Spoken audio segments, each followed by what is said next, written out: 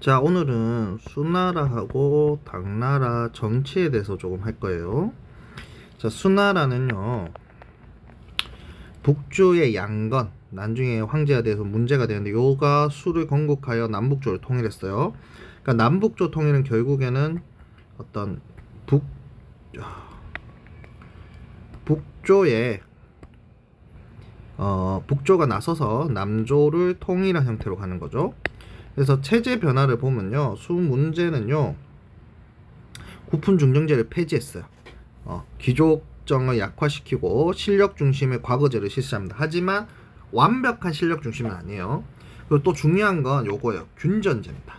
그러니까 나라에서 땅을 주면 그 땅을 기반으로 해서 세금인 조용조와 군대를 가는 부병제로 실시해. 조용조는 땅에 대한 세금이 조, 그 다음에 몸으로 떼오는 게 용, 다시 특산물 내는 게 조. 이 세 가지 세금을 얘기해요. 몸으로 떼오는 것 중에서 군역만 빼면 이제 부병제가 되죠. 나머지 요역이 이제 조용조 안에 들어가겠죠. 이제 요역이라 하면 요역, 성을 짓는 거라든지 다리 놓는 거라든지 이런 데 동원되는 걸 말하는 거예요. 그래서 이런 균전제를 기반으로 해서 조용조와 부병제를 실시했다. 그렇기 때문에 당연히 국가 재정은 안정이 되고요, 군사력도 굉장히 강화됩니다. 그래서 이 군전제가 붕괴되면 이 조용조 체제와 부병제 체제도 붕괴될 수밖에 없는 거예요. 이거 좀 기억해야 돼요.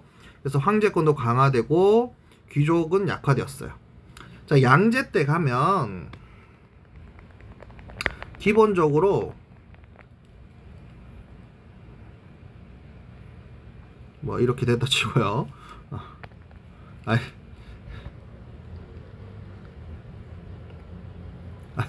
하여튼 이렇게 됐다 치고요. 한반도가 너무 안 이쁘게 나오네요.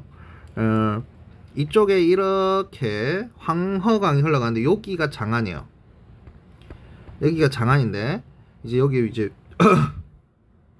장안인데 이쪽으로 물산을 올리려고 하면 이 강남 지방이 우리 동진 이후로 개발이 되잖아요. 이 지역의 물산이 이쪽 옮기고 싶은 거예요. 그래서 여기에 운하를 뚫는단 말이에요.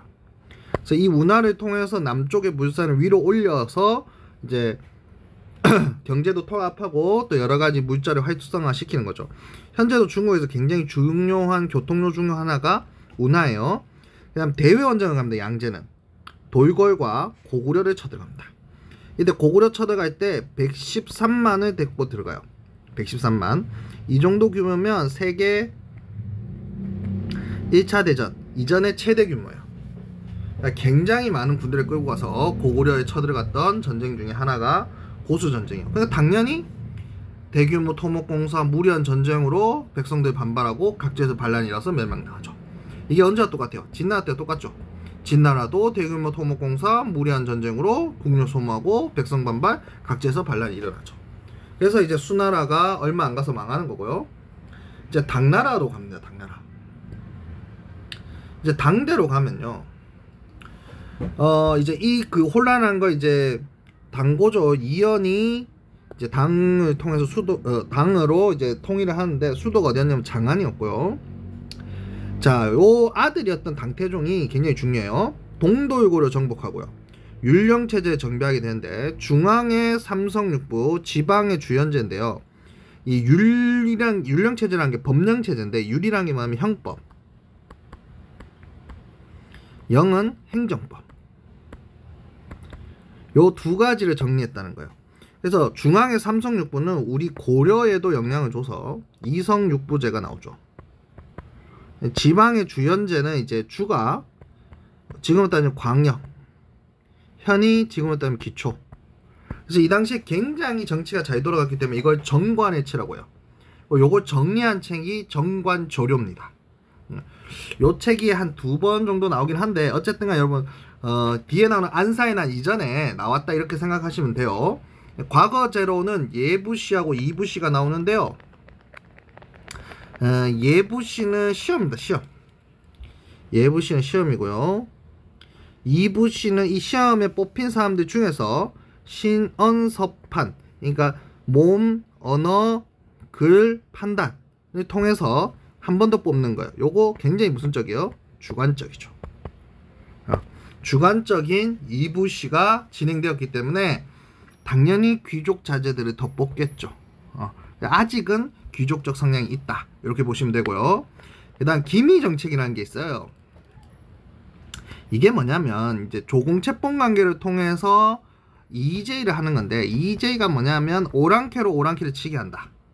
오랑캐로 오랑캐를 치게 한다. 자, 이게 뭐냐면 A, B의 두 국가가 있으면 A 국가한테 좀 더 좋은 자리 주고 B 국가한테 그 다음 자리를 주는 거예요, 책봉할 때. 그러면 B는 A보다 더 높은 자리 가고 싶겠죠. 그러면 A하고 경쟁하는 거죠. 요런 식의. 요게 우리나라의 신라하고 발해 사이에 발생한 적이 있어요.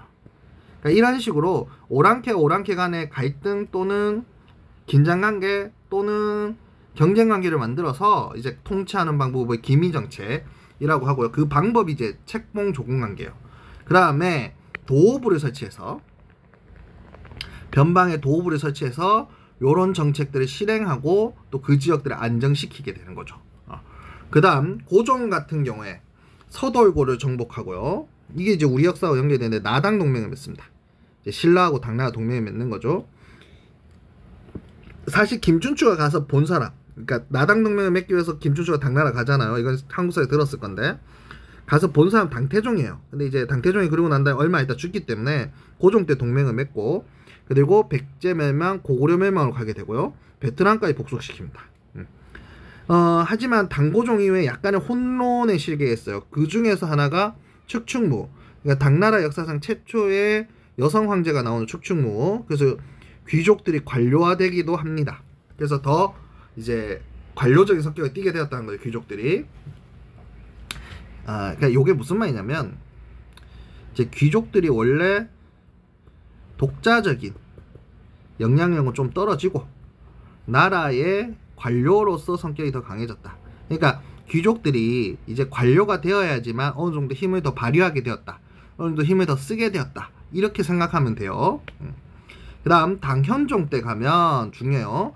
요런, 그러니까 축축무화가 나올 정도의 약간의, 그러니까 여성이 황제가 되었기 때문에 불안했다기보다는 권력 다툼이 굉장히 심했어요. 그랬던 어떤 뭐라 해야 될까요? 좀 혼돈한 걸 당현종이 등장해서 좀 정리를 하고요. 그래서 경제도 발전시키고 변형시키고요. 학문의 중흥을 노력해서 이건 개원해치라고요.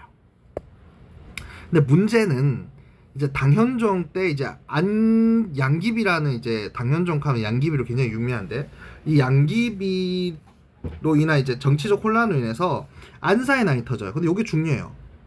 이 안사의 난이 터지면서 결국 균전제가 붕괴가 돼요. 그럼 균전제를 기반으로 해서 실시되었던 조용제와 부병제도 어떻게 됐어요? 붕괴가 되는 거죠. 그래서 새로운 질서를 만들어야 되는 상황이 발생합니다. 그래서 사회적 혼란이 발생하게 되고요. 요때 이제 또 무슨 일이 있냐면, 당태종 때 그 탈라스 전투에서 누가 탈났어요? 당나라가 탈났어요. 아빠스가 이긴 거예요.